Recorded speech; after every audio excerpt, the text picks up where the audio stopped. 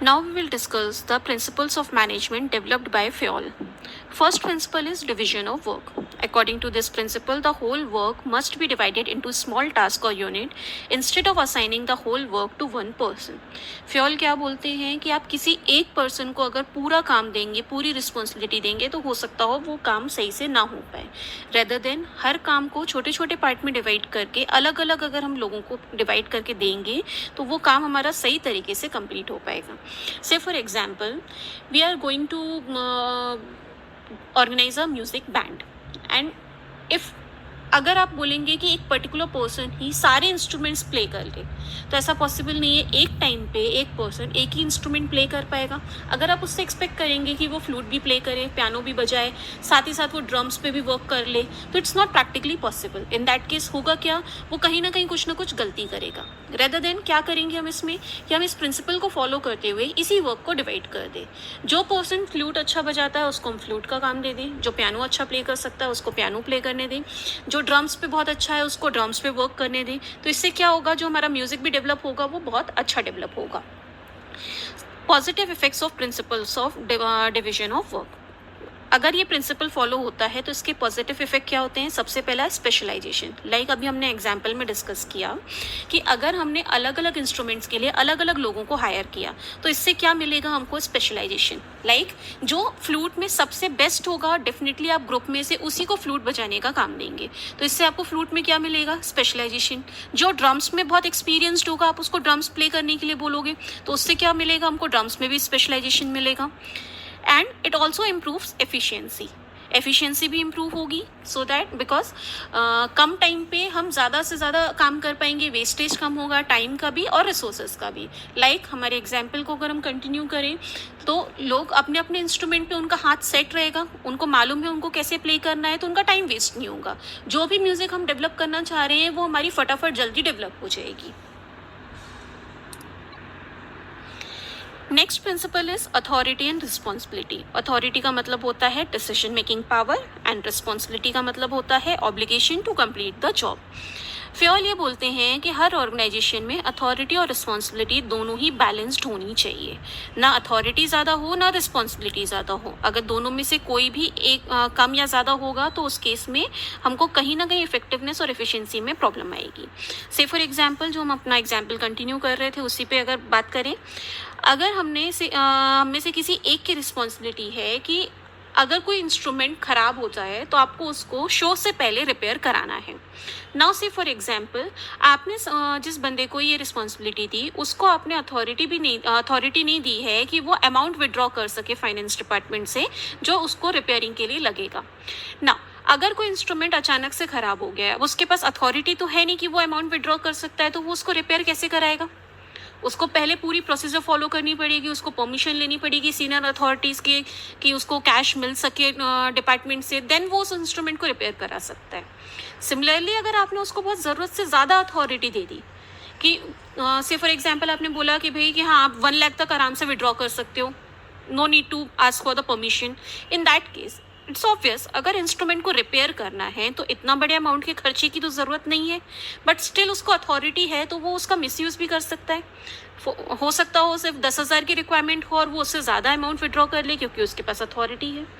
इसलिए फ्योल क्या बोलते हैं, अथॉरिटी और रिस्पॉन्सिबिलिटी दोनों बैलेंस्ड होनी चाहिए. दोनों में से कोई भी एक कम या ज़्यादा होगा तो प्रॉब्लम क्रिएट होगी. प्रिंसिपल्स के पॉजिटिव इफेक्ट क्या है, सबसे पहला नो मिसयूज ऑफ अथॉरिटी. अगर दोनों चीज़ें बैलेंस्ड होंगी तो अथॉरिटी का मिसयूज नहीं होगा. Next point is helps in meeting responsibilities on time without any delay. बिना टाइम डिले किए बिना आप अपनी रिस्पॉन्सिबिलिटी को पूरा कर पाओगे.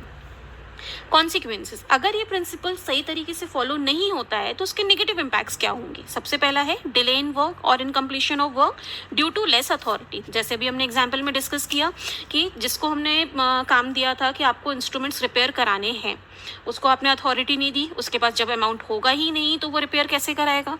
डेफिनेटली उसको वेट करना पड़ेगा कि जब तक पूरी प्रोसेस कंप्लीट नहीं हो जाती और उसको अमाउंट मिल नहीं जाता तब तक वो रिपेयरिंग करवा नहीं सकता.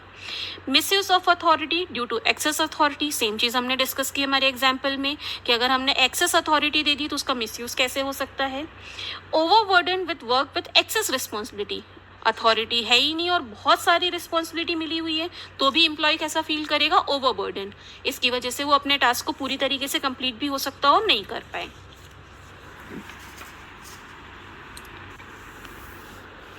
Next principle is discipline. Fayol क्या बोलते हैं कि हर ऑर्गेनाइजेशन में सभी एम्प्लॉयज़ के लिए code of conduct, rules and regulations, ये सारी चीज़ें सेम होनी चाहिए। चाहे सुपीरियर हो चाहे सबॉर्डिनेट हो, सबके साथ में फेयर जजमेंट होना चाहिए। सभी लोग अपने अपने कमिटमेंट्स अपने अपने लेवल पे पूरी तरीके से पूरा करें, और पेनल्टीज़ भी जो होती हैं वो सबके लिए सेम होनी चाहिए, अलग अलग नहीं। पॉजिटिव इफेक्ट क्या होगा इस प्रिंसिपल का? सबसे पहला, सिस्टमैटिक वर्किंग होगी ऑर्गेनाइजेशन में, और एम्प्लॉयज़ की एफिशिएंसी भी इम्प्रूव होगी। जब उनको फेयर जजमेंट मिलेगा तो वो अच्छे से काम करेंगे। कॉन्सिक्वेंसेस क्या हैं इस प्रिंसिपल को अगर हम वायलेट करते हैं? तो सबसे पहला, disorder, confusion and cures. Disorder create होगा, कन्फ्यूजन होगा, रिसोर्सेज वेस्ट हो सकते हैं, डिले इन वर्क हो सकता है in the absence of rules and regulations.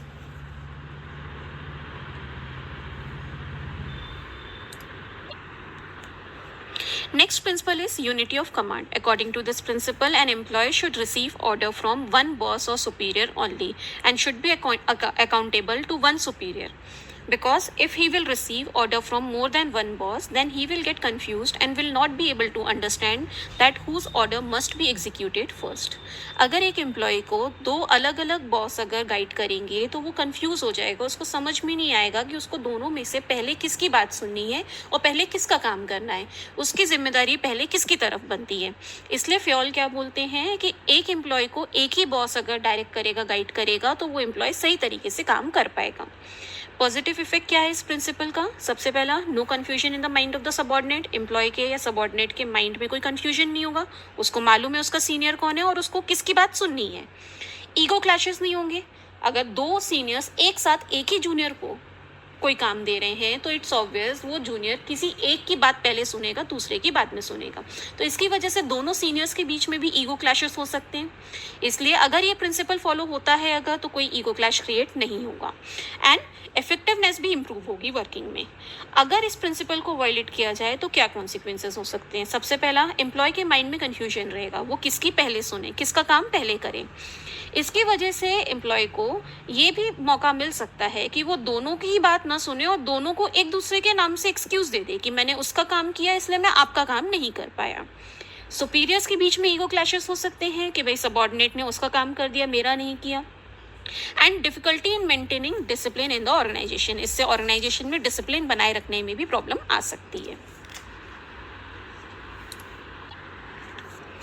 Next principle is unity of direction. According to this principle, one unit means one plan. That is, the effort of all the members and employee of organization must be directed towards one direction, that is the achievement of common goal. एक organisation में कई सारे employees काम करते हैं जिनके अलग अलग इंडिविजुअल गोल्स होते हैं, बट अल्टीमेटली सबका एक कॉमन गोल होता है कि उनको ऑर्गेनाइजेशन के गोल को अचीव करना है। जब गोल कॉमन है तो उनको काम भी साथ में करना चाहिए as single one unit. Fayol यहाँ पे इसी की बात कर रहे हैं कि चाहे एम्प्लॉयज़ कितने भी हों लेकिन उनको एज अ ग्रुप काम करना चाहिए, एज अ सिंगल यूनिट काम करना चाहिए।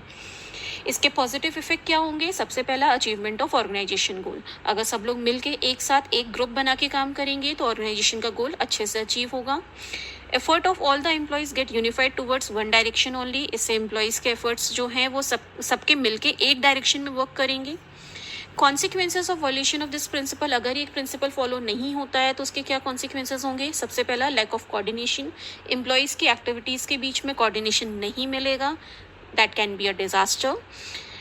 एफर्ट्स वेस्ट होंगे, रिसोर्सेज वेस्ट होंगे and difficulty in achieving the organisation goal. Organisation goal को अचीव करने में भी हम डिफिकल्टी फेस कर सकते हैं।